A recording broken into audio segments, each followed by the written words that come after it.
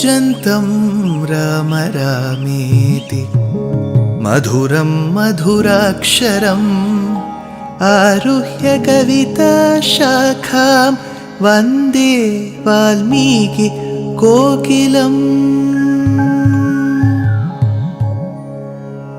रामाय रामभद्राय रामचन्द्राय वेधसे रघुनाथाय नाथाय सीताया पतये नमः।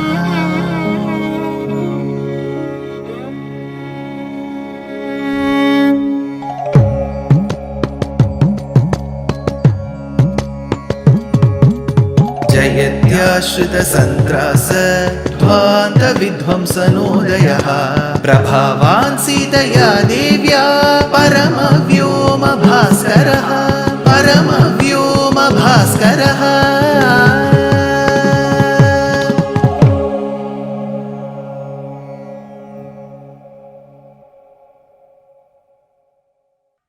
श्रीमते निगमान्त महादेशिकाय नमः।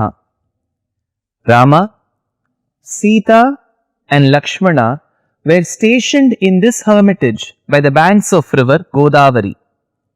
While they were experiencing intense winter season, on the other hand, they also saw how the situation would have been in Ayodhya, in its outskirts. So Lakshmana says, Tyaktva rajyam cha manam cha bhogamscha vividhan bahon tapasvi niyataharaha shete shite mahitale. Then finally he says, putting up with all the agony separated from you, he is practicing austerities. Asmistu purusha vyagra kale dukkha samanvitaha tapascharati dharmatma tvadbhaktya bharata pure. I don't know how Bharata will be managing, how he will be experiencing these extreme cold conditions in the outskirts of Ayodhya. Then he continues, Lakshmana continues, he tells Rama, he will be walking in the early hours of the morning to take bath in the cold waters of Sarayu. Sopi velamimam nunam abhishekarthamudyataha vritaha prakriti nityam prayati Sarayu nadim. Now, something very interesting is, the commentators ask, it is cold weather, very cold. Why should Bharata choose the early hours, 2 o'clock, 3 o'clock? It will be all the more cold. Why should he walk there? For which the commentators state, why Bharata chose the early hours despite knowing that it was biting cold? Because the citizens of Ayodhya, though they knew that Bharata was not the ultimate cause for Rama to be going to the forest, they still had one small disappointment with Bharata.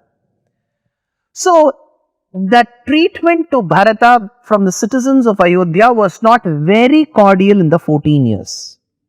And Bharata rightfully felt that whether he was the cause or not, he had to bear the brunt of it. But he didn't want to take such slander every day. So he would wake up by 2 o'clock or 3 o'clock in the morning, walk quietly, secretly to the waters of Sarayu, take bath and then come back to the hermitage before the citizens got up to escape from that slander, from that reprimanding from the citizens of Ayodhya. Then Lakshmana continues, he who has got slender, beautiful hands, he has given up all his pleasures and is devoted to you completely, Rama.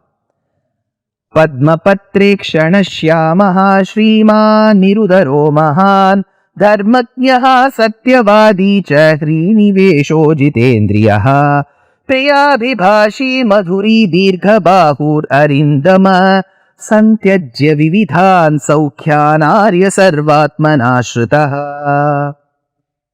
Now, how does he take a dip in the waters of Sarayu river? He questions, Lakshmana asks, when it is so cold, such a boy who's so delicate, so beautiful, how is he managing to take bath in the waters of the Sarayu river? Sopi vela mimam nunam abhisheka karya mudyatah vritah prakriti nityam prayati Sarayu nadim. Then Lakshmana tells Rama, your brother Bharata has conquered the paradise. Jita swargastava bhratra bharatena mahatmana vanasthama pitapasye yastva manuvidhiyate. It is always said, Rama, that the sons follow their mothers and not their fathers. But all this has been belied. It has been proven false by Bharata. Na pityamanu vartante matrikam dvipada iti kyato loka pravado yam bharate nanyatha kritaha. Well, with a son like Bharata and a husband like Dasharatha, I can't understand, I am unable to comprehend or gauge how is this Kaikeyi alone so cruel, asks Lakshmana. She has a great son, great Bhakta called Bharata, a great monarch called as Dasharatha, but how alone she is cruel, she is caught in between, is it? How is she sandwiched between two good men? Bharta Dasharatho yasyaha sadhuscha Bharatas sutaha katham nu samba Kaikeyi tadrishi krura darshini. Rama now gets up. He says, I have vowed to stay in these forests, Lakshmana. So I am staying. Otherwise, my mind is completely engrossed in that of Bharata. Nischitaiva hi me buddhir vanavase dridhavrata Bharata sneha santapta balishi kriyate punaha. Then he says, the more you talk about Bharata, his qualities, his attributes, his Kalyana Guna, it is very, very interesting to listen to it, Lakshmana. Please do not talk of Kaikeyi here. Nate amba madhyamatata garhitavya kadachana tame vikshvakunathasya bharatasya katham kuru. Then Rama laments. He opens up. He says, when will I be united with Bharata? When will I be united with Shatrughna? When will I be united with you? Lakshmana, when will I be united with you? Isn't this question sounding a bit illogical? Though it may have occurred to Rama as just a spurt of emotion, if he says, when will I be united with Bharata? When will I be united with Shatrughna? It still makes sense because they are miles apart. And there is also this impediment of time. Only after 14 years will he be able to seek reunion with Bharata and Shatrughna. But then he says, when will I be united with you, Lakshmana? Why? The commentator asks why. I'll first read out the shlokam. Kadahyaham samishyami bharatena mahatmana Shatrughna cha virena tvaya cha Raghunandana. When will this Raghunandana seek your union with you? Now comes the question. Lakshmana was hale and healthy there. Why should Rama say, when will I be united with you? Because in Rama's thought, though Lakshmana was completely serving him with love and affection for the 14 years, for Rama, that picture perfect portrait, that union, that emotion, that bonding, that brotherhood, that fraternity, that saubhratritvam can exist only when he is in union with all the three brothers. So if two are there and one is here, that is still not brotherhood for Rama. All four have to be together. So he says, yes, you have been living with me, you are serving me, you are seeing me in flesh and blood. But I tell you, Lakshmana, only when I unite with the three of you, that is union for me. That is why he says, when will I be united with you? Now you may be serving as a brother, but to see you as a brother like how we have grown up in our childhood, I need to be with Bharata and Shatrughna and you at the same time. Shatrughna cha virena tvaya cha Raghunandana. Now, When things go fine, Rama went to the ashramam of Atri, Bharadwaja, Sutishna, Sharabhanga, Agastya, Valmiki, met up with a great friend called Jatayu, a great friend called Guha. Sir, everything is so rosy in Ramayana. You need a diversion, right? Here comes the diversion. And that diversion came all of a sudden. That was unexpected. Arurohi yadrichaya. Yadrichaya she came. Who is this?